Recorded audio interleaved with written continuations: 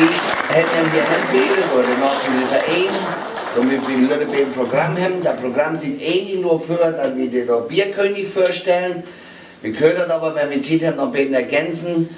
Wenn ihr das Haus, weil das noch nichts sehen habt, gern sehen machen, dann haben wir hier noch hier durchlaufen und fragen, wir wollen keine direkte Führung in dem Sinne machen, weil das einfach zu lang dauert. Aber wie gesagt, Hauptthema scheint heute das Bild Bierkönig sehen, deswegen... Ja, vielleicht kommt das ja einmal, weil das all verstanden. Applaudisch bin ich mir also ganz sicher. Und dann macht das Hutschig. No. Ja. Das hast du gar nicht verschockt, das hast du mir gar nicht. Also ich sage nochmal herzlich willkommen. Hauke hat ja gesagt, ich darf eben etwas zum Bierkönig sagen. Und wir alle kennen ja den bekannten friesischen Maler Karl Ludwig Jessen. Der wurde Erika. 1833 in Deesburg geboren. Und man sagt ja, wenn man Vorträge hört über Karl Ludwig Jessen, vom Hütejungen zum Professor. Und das war auch so.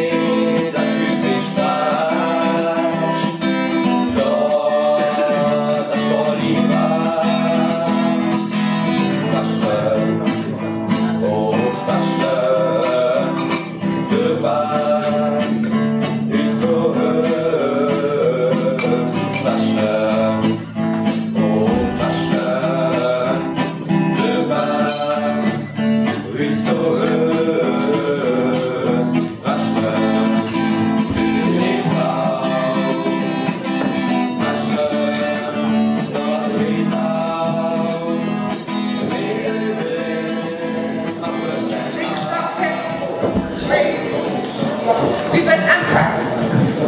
Das erste, was wir machen, ist fröhlich singen. Wir haben einen Zettel und wir singen das Lied Ich bin Hirte. Und wir haben so kräftige Sängerknaben und die stimmen doch bitte das Lied für uns an. Ich bin Hirte, man kann uns nicht so lieb, dabei bei der Welt singen es drin.